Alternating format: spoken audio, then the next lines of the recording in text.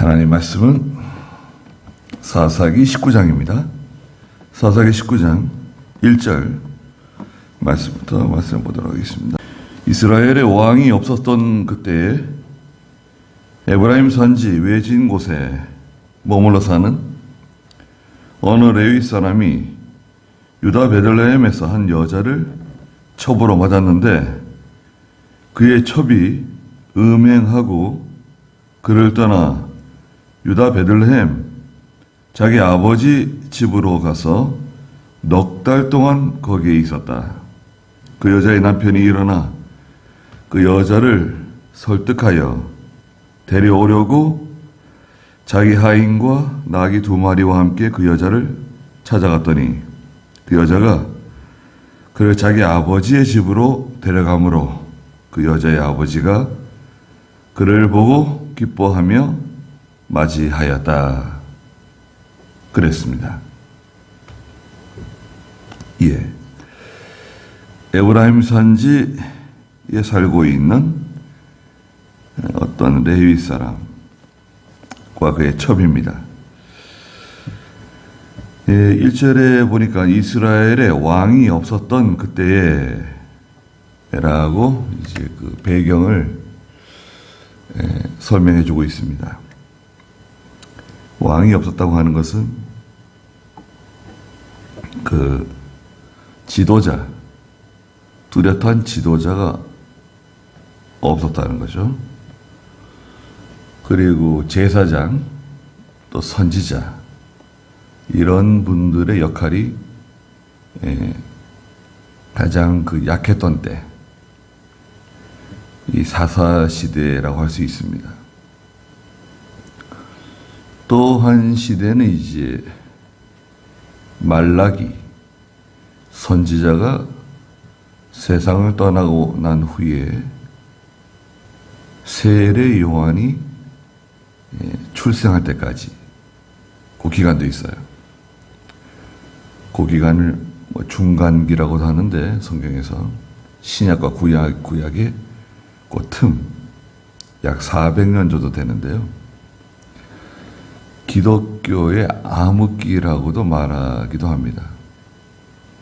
말라기 선지자가 세상 떠나고 세례 요한이 등장할 때까지. 그때도 이제 그 뚜렷한 이제 영적 리더십, 영적인 그 지도자가 이제 존재하지 않는데, 그때가 어려운 때입니다. 네. 교회도 마찬가지죠. 네. 여러 목자들이 있는데 성도들이 하나님 말씀의 은혜를 받고 심령에 이 갈급증을 느끼지 않는 시대, 그 시대는 좋은 시대입니다. 우리 총회적으로 볼 때도, 교단적으로 볼 때도 영적 리더십으로 모든 총회를 단합시키고 단결시키고 이끌어가는 시대. 그때는 좋은 때예요. 무슨 행정적으로, 교회 정치적으로 이렇게 끌고 간다. 그럴 수도 있죠. 그러나 이 하나님의 세계는 큰 은혜로 이렇게 끌고 가야 돼요.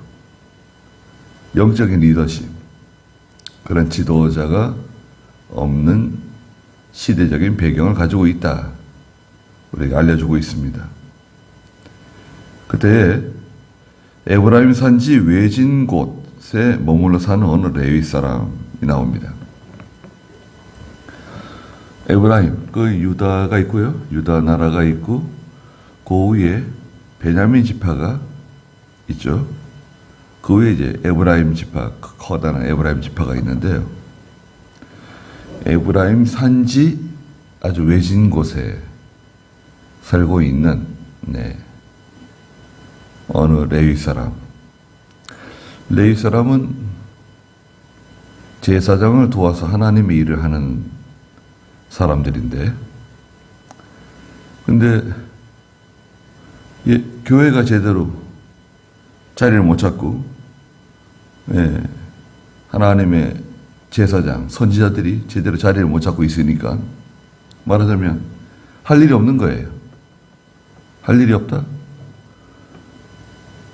성전에서 제대로 예배를 드리지 제사를 드리지 못하고 또 성전에서 제사가 제대로 이루어지지 않으니까 성도들이 와서 하나님께 예물을 드리지도 못하고 재정이 없는 거예요. 레위 사람들이 하나님 일하면서 성전에서 나오는 거 먹고 사는 사람들인데 다 흩어진 겁니다. 성전이 제 기능을 못하니까 이스라엘, 유다나 이스라엘이나 제대로 하나님 섬기는 일이 이루어지지 않고 있던 그러한 배경을 알 수 있습니다. 그러니까 이 사람이 다 흩어져가지고 자기 밥 벌어먹기 바쁜 거예요. 그래서 이 사람은 저기 에브라임 지파 산지 외진 곳에 가서 뭘 하면서 먹고 살았는지 거기 살고 있어요. 그리고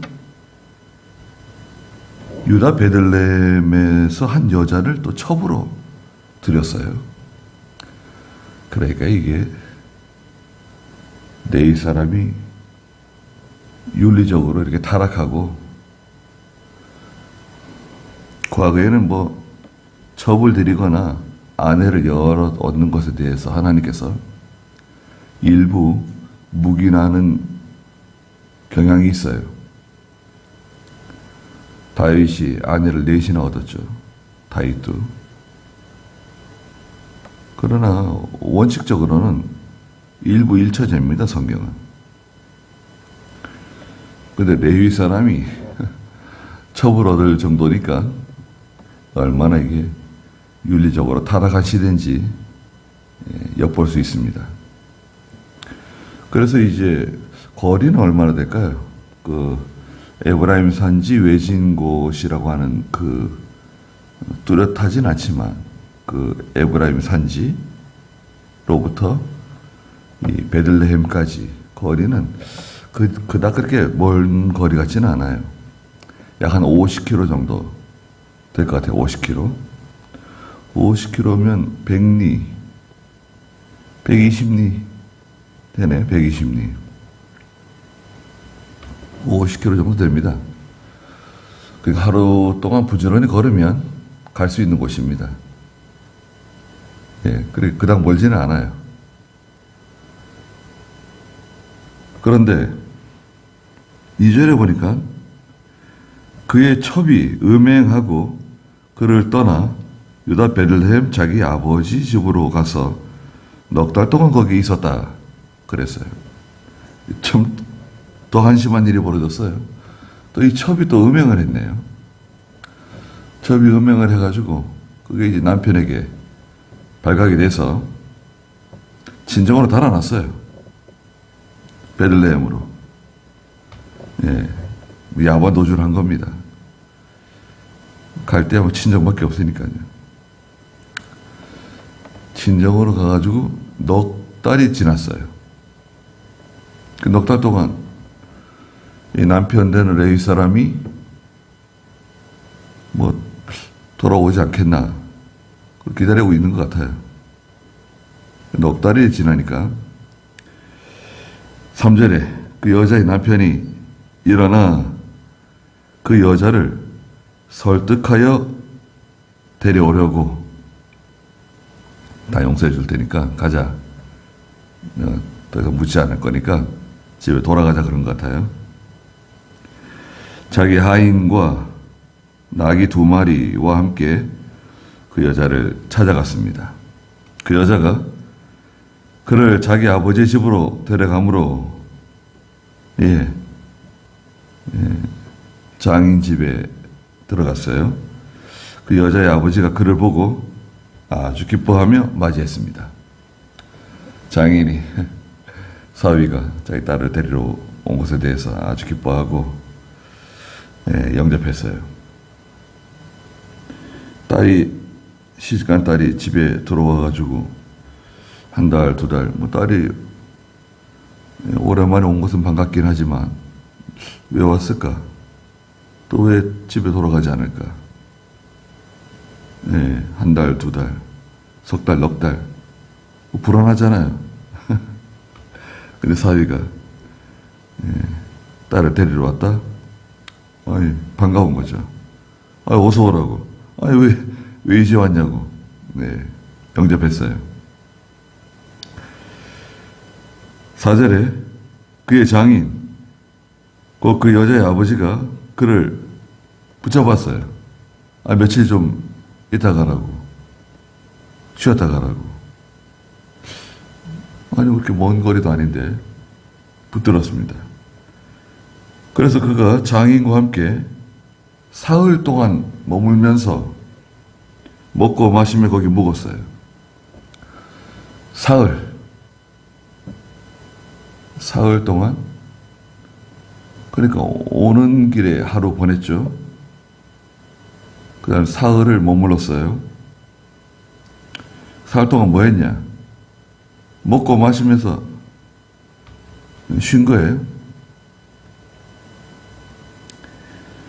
이것은 기본적으로 안일주의입니다. 예수 믿는 성도들이 안일주의에 빠지면 안 돼요. 안일주의, 또 방심부주의하는 거. 항상 일심정력을 기울이고 주의 일에 충성하고 또 시간을 아끼고 그래야 되는데 앉아서 먹고 마시고 이거 다 술 마시는 겁니다. 그러니까 이 하나님 섬기는 사람들이 다 믿음에서 떠났다는 것을 알 수 있어요. 오늘날도 예수 믿는 사람들이 술 마시고 담배 피고 음행하고 그런 일에 대해서 책망하지 않고 교회가 신학생들도 술 마신대요. 신학교 무슨 축제를 하면 술 마신답니다. 그런 신학교들이 있는가 봐요. 예전에는 통합책, 장신대, 광나루, 장신대도 그렇게 보수적이라고 인정하지 않는데, 그때 제가 잘 아는, 어렸을 때 그 총회장 아들이 그 신학교를 다녔어요. 근데 담배 피다 걸렸다나 술 마시다 걸렸대요. 그 정학을 맞았다나 퇴학을 맞았다는 소리 들었어요. 제가 고등학교 3학년 때인데, 그래서 제가 속으로 통합 측은 좀 넓은 길로 가는 쪽인데, 통합 측보다는 합동 측이 좀 좁은 길 걸어가고, 또 합동 측보다는 이 고신 측이나 고려파 쪽이 더 좁은 길로 걸어가고, 보통 그렇게 생각하잖아요. 우리가 고려파 계통인데 고려파 쪽에서도 좁은 길 걸어간다고 생각하는 교단 아닙니까, 우리가? 그런데 통합 측에서, 신학교에서 총회장 아들이 담배 피다가 걸려가지고 정학을 맞았다? 제가 듣고, 야, 그래도 신학교가 바로 하려고 그러는가 보다. 신학교에서는 제대로 가르치는가 보다. 그런 생각을 한 적이 있었어요. 지금은 그렇지 않을 것 같아요. 예. 저희 신학교에서 만약에 그랬다 그러면 그건 당장 퇴학입니다. 네. 예수 믿는 성도들이 술 마시고 담배 피우면서 그렇게 하게 되면 믿음이 자라지 않습니다. 자기가 아무리 경건하게 믿음으로 산다 그래도 그건 신앙 양심을 버린 거거든요. 디모데후서 1장 19절에 있는 것처럼, 디모데전서 1장 19절에 있는 것처럼 어떤 이들이 이 양심을 버렸다. 성도의 양심, 신앙 양심이라고 그러죠. 선한 양심이라고도 해요. 이 양심을 버렸고 믿음에 관해서는 파선하였다 그랬어요. 배가 깨진 거예요. 물이 새는 거예요. 지금은 물 위에 떠 있는데 시간이 좀 지나면 저 배는 침몰해요. 바다에, 세상에 침몰해. 침몰하게 돼 있어요. 거기 탄 사람 다 침몰하는 거예요. 신앙 양심 써야 됩니다. 하나님 기뻐하지 않는 거 알고 있잖아요.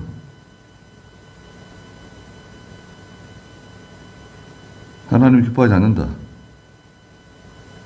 알고 있는데 그걸 계속 지속해 나간다? 그럼 하나님의 징계받아요. 왜 내가 징계받냐? 그래서 징계받아요. 하나님 사랑하시기 때문에 징계하고 징계를 안 한다? 그게 오히려 이상한 거죠. 징계를 안 한다 그러면 사생자라 그랬잖아요. 히브리서에서. 징계를 받아도 회개를 안 하고 돌아서지 않는다? 반드시 망합니다. 지옥 가는 건 아니지만 하나님이 징계받아요. 이게 얼마나 참 복잡한 일입니까? 하나님의 성전에서 일하는 레위 사람이 첩을 얻고 그 첩은 음행하고 또 이 레위 사람은 장인과 함께 사흘 동안 먹고 마시면서 쓸데없이 시간 보내고 뭘 잘했다고 먹고 마시는 거예요. 그 장인은 뭐가 그렇게 낯이 두꺼워가지고 자기 딸이 음행했는데 사위 기분 풀어주려고 그러는 거예요. 아내를 데리고 빨리 출발을 해야지. 하루나 묵든지. 그래서 이제 출발한 날까지 포함하면 나흘이 지났어요. 이제 5절에 보니까 넷째 날 아침이 되었습니다. 이제 장인 집에서 묵은 지 넷째 날 아침이 되었는데 그들이 일찍 일어나 떠나려고 했습니다. 예, 좋아요. 일찍 일어나 떠나려고 그랬는데 그 여자의 아버지가 사위에게 빵을 조금 먹고 기운을 차린 뒤에 떠나라는 거예요.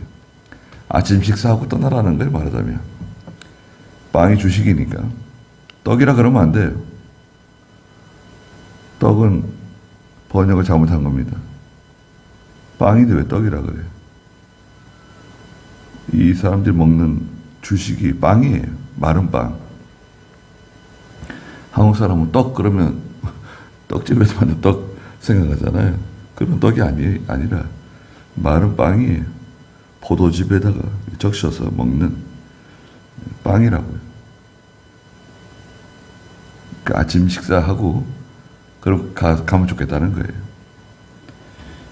그런데 6절에 보니까 두 사람이 함께 앉아 먹고 마시고 나서 그 여자의 아버지가 그에게 부디 이 밤을 여기서 묵으면 자네 마음을 즐겁게 하고 가라는 거예요. 그래서 이제 저녁까지 이제 보내게 됐네요. 그리고 나서 7절에 이제 해가 뉘어뉘어지고 그러는데 그 사람이 일어나 가려고 하니까 그의 장인이 간청함으로 그가 거기서 다시 하룻밤을 묵게 되었습니다. 넷째 날도 보냈습니다. 다섯째 날 8절에 아침 일찍 그가 일어나 떠나려 하니 그 여자의 아버지가 말하기를, 또 붙잡는 거예요. 부디 기운을 돋우고 한낮이 지날 때까지 쉬도록 하게. 네, 낮에 힘드니까, 더우니까 한낮이 지난 다음에 좀 해가 뉘엿뉘엿 지어갈 때 그때 떠나라는 거예요. 하므로 또 그 두 사람이 함께 앉아서 또 음식을 먹었습니다.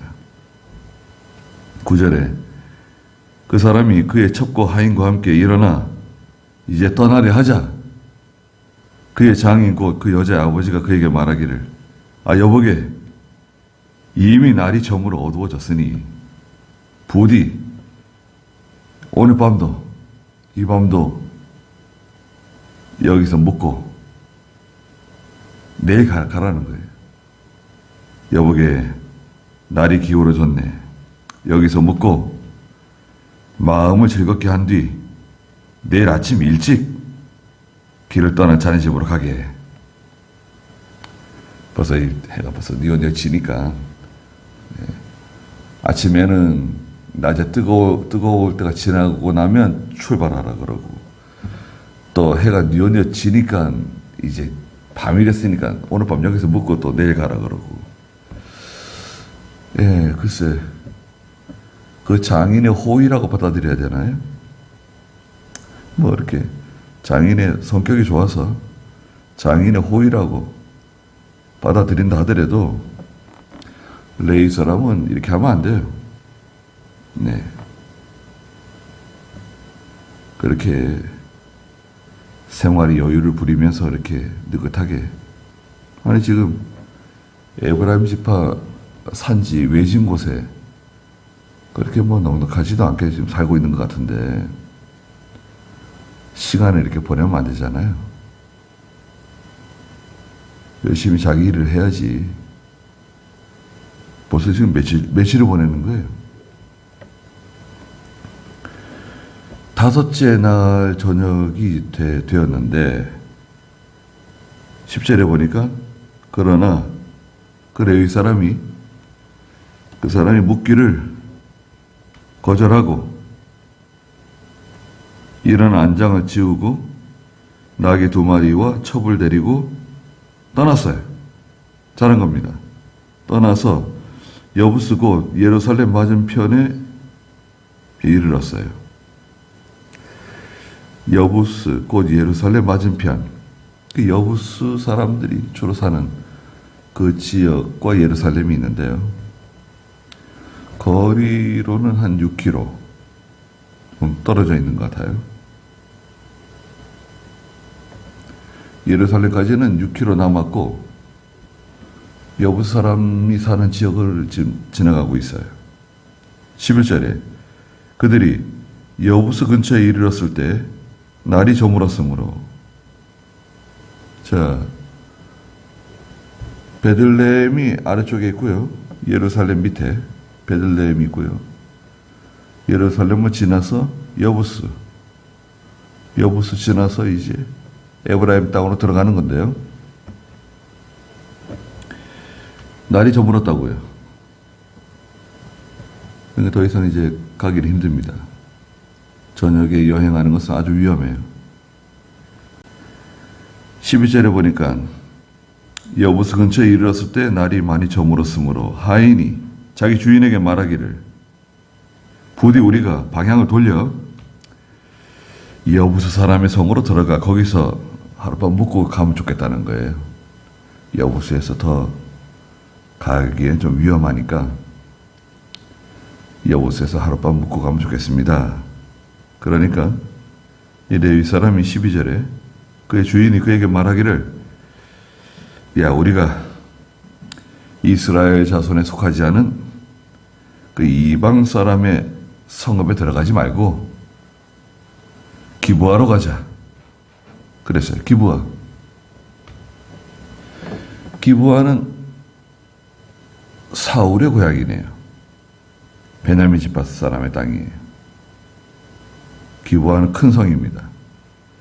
기브아로 가는 게 좋겠다. 13절에 그가 또 하인에게 말하기를 기브아나 라마 가운데 어느 한 곳에 가서 묵어야겠다. 기브아나 어디 라마 쪽으로 가면 좋겠어. 그쪽으로 가자고. 그래서 이제 14절에 그들이 계속 나아가 베냐민에 속한 기브아 가까이 이르렀을 때 해가 졌다 그랬습니다. 완전히 깜깜해졌습니다. 그래서 통상적으로 이제 나그네가 오면요, 이 지역의 그 풍습은 나그네를 발견하면 자기 집으로 영접하는 거예요. 지나가는 나그네 영접하는 그런 풍습이 있습니다. 특히 유목민들 있죠? 몽골도 그렇고요.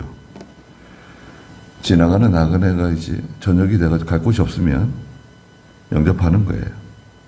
이 기본적인 손님을 대접하는 풍습이에요. 몽골 사람들도 손님이 오면 무조건 영접합니다. 지금도 그래요. 지금도 그래가지고 손님이 오면 친구나 누가 오면 영접을 해요. 그리고 가란 말을 안 해. 가야 되는데 지금 잘 시간인데 가지 않아요. 그래도 가란 말을 안 합니다. 이 팔레스타인이나 이쪽 사람들도 유목민이기 때문에 그런 풍습이 있었다고 봐야 돼요. 나그네를 발견한 사람이 자기 집으로 이렇게 영접하는 거예요.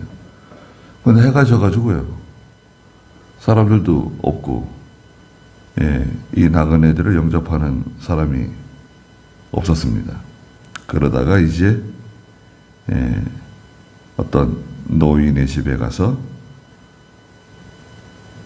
15절에 보니까 그들이 기브아에 들어가 묵으려고 그곳으로 돌이켜 들어가 그 큰 성읍 큰 길에 앉아 있었으나 그들을 자기 집으로 데려가서 묵게 하는 이가 아무도 없었다.